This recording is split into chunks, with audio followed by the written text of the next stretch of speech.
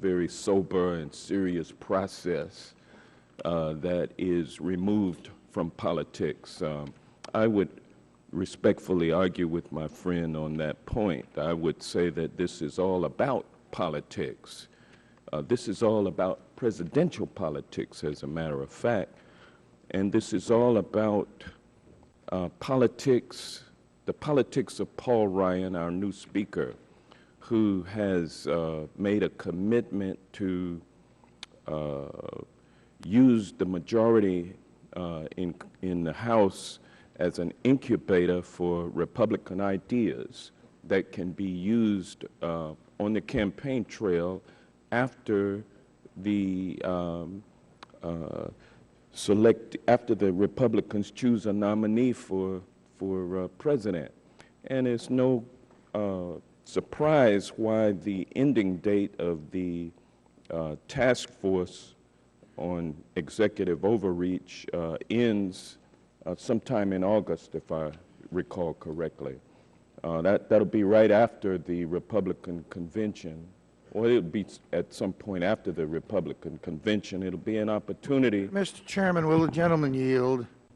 Yeah, I'll yield. Is the gentleman from Georgia aware that the rules say that the time limit on task forces is 6 months, so this is a 6-month authorization? I'm just looking at what I read, and I believe that this task force, by its terms, is scheduled to end its work in August, though that may not be, though it may, of course, be extended from that point. But I think the objective that has been stated is to end it in August. But my point is that... will the gentleman further yield? I will. Yeah, isn't August 6 months from now? Gosh, time does fly, I tell you. As I get older, I'm starting to be worse with my addition. But what is your point, though, if I might inquire of the gentleman? What is your point? Well, if because mine is that... Gentleman will further yield. Mine is that this is a political exercise. What is your point? Will further yield. My point is, very simple, and that is that the 6 month that the rules allow us to authorize is implemented here. And if the gentleman, reclaiming my time. If the gentleman wants to offer reclaiming my make time it earlier than that, he's perfectly free to do so. Reclaiming my time. My point is that this is a political exercise, and it's well timed to end at a time when the presidential campaign will be unfolding. And so what this exercise is an opportunity for the Republicans on this committee to create a list of all of the actions that they contend are overreach or executive overreach, and then campaign against it. And so I don't want the public to be confused at all about what we're doing here. It's not a serious effort. It's just simply politics. And it's a shame that while we're here playing politics during this year, we could be doing things like criminal justice reform and other serious legislative matters. Why not have a task... Would the gentleman yield? Let me make this point. Why not have a task force that looks into executive overreach on the state level, where we've seen takeovers in Michigan that have resulted in removal of standards for clean drinking water and have resulted in children being poisoned with lead, all to save money? Why not look into all of the takeovers on the state level throughout the country where Republicans are in control of state legislatures and the executive branch, how they're taking over school systems, so-called failing schools, which they have defunded over the years, and then use that non-performance as an opportunity to take over and wrestle local control, schools from local control.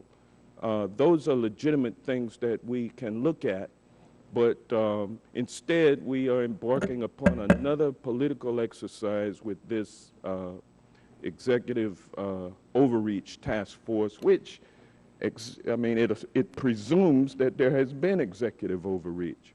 It's not even fair in the way that it is named. So I would hope that we can get down to some serious business here and do some criminal justice reform. Would the gentleman yield? Yes, I will. I thank the gentleman for yielding. I just want to point out that this committee has done substantial work in a very bipartisan fashion on criminal justice reform, and in fact, we are intending to mark up another important key piece of that, dealing with prison reform and prison reentry reform next week.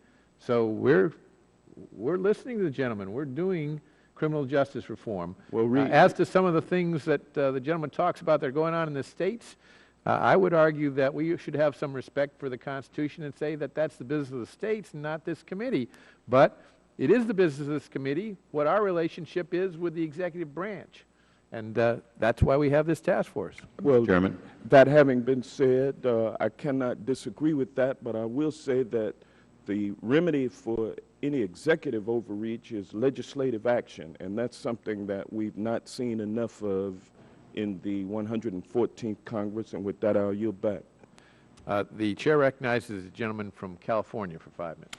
Thank you, Mr. Chairman. And as to the amendment before us, first of all, I regret that this committee has a great jurisdiction, but perhaps does not have jurisdiction over our colleagues throughout the entire Congress, and that just maybe, investigating Congress for its failure to perform both the House and the Senate might be clearly beyond our means as a powerful committee, even if we chose to. But having said that, I would like to refocus on what Ranking Member Conyers said. I think that his opening statement, if we focus on it on a nonpartisan basis or on a bipartisan basis, I think we'll find some very good points he made on what this committee, subject to whatever its final name is, could and should do.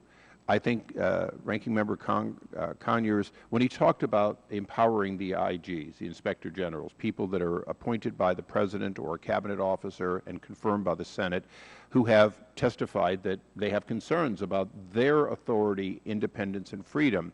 Specifically, I note that the gentleman from Michigan specifically talked about U.S. attorneys and other lawyers in the in justice, and where under this administration, the next and the next and the next, if we do nothing, we might find the actions of those lawyers in justice being investigated essentially by internally, but not through the IG, because the Inspector General for Justice has specifically said that he's locked out of that process. It probably doesn't fit the term overreach, but I think Mr. Conyers said it very well, that it was important. Whistleblower is, again, something that doesn't necessarily fit the title, but I think Mr. Conyers was right to say that, that the committee shall be looking at these kinds of things which help create the balance between the branches that proposed Chairman King talked about. Subpoena authority and enforcing. No one in my history, my 15-plus years in Congress, has done more to secure the power of this committee and of our branch than Chairman Conyers when a previous administration was unwilling to simply bring us witnesses when we were doing the people's work in reviewing the firing of U.S. attorneys. I think that to the extent that the chairman and ranking member in this committee envision these areas being part of what this task force takes on, these are not partisan issues. These are issues that Congress after Congress we wrestle with.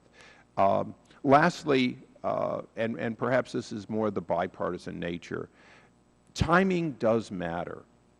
None of us know between now and August or between now and November who will be the next President of the United States. And I suspect that we will not know until probably the morning after the election who is likely to be the next President. As a result, I think we have an opportunity to deal in good faith, one in which those of us who might think this administration overreached And those of us who, if we listen to the other side, would realize that the last administration overreached, that the ills we seek to, on a nonpartisan basis, come together and agree on and set a path toward reform, these are issues that are best decided when we don't know who the next president would be. We have nothing to defend.